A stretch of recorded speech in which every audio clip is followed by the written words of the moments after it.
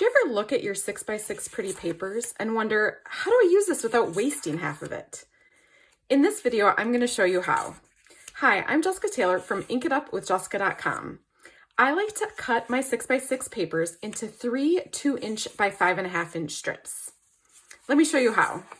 First, I cut at 5.5 inches. So I'm just cutting a little 1/2-inch strip off. Now you can use this for multiple projects, or I am totally okay throwing this little strip away. Totally your choice. What we're going to be looking at is this piece. I'm going to cut into 3 2-inch pieces so that I can make 3 cards out of this one sheet of 6x6 paper. For my card bases, I cut a piece of 8.5 by 11-inch paper at 5.5 inches. Then I'll just turn that and score it at 4.25 inches. Fold my card on the scoring line, making sure that these edges line up, and give it a nice crease with the bone folder.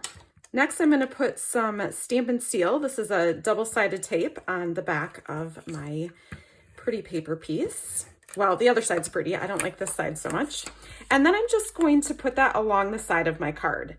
Now I'm going to line it up the best I can with the top and bottom edges of my card.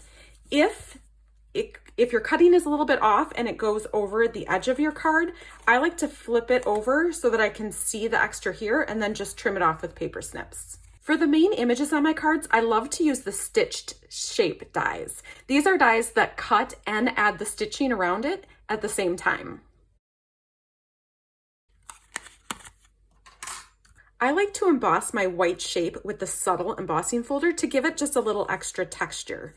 If you're going to do that, I recommend that you stamp your words or any image first before you emboss it, because that's going to take your ink better.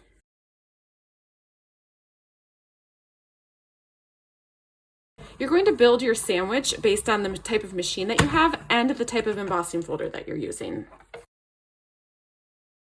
For these cards, I'm going to stamp a dragonfly onto some white cardstock. This is Calypso Coral ink.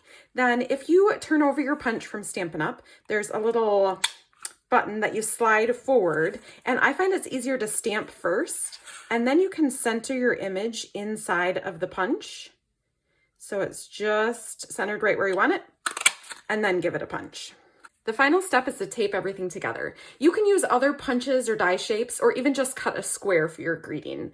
You can use different stamps, different embellishments. You can add ribbon or texture with more embossing folders. I like to add a little wink of Stella on the wings of the dragonfly to make them just shimmer a little bit. So I hope you'll grab a piece of 6x6 paper and make 3 quick cards with it. You can make them as simple or as embellished as you like.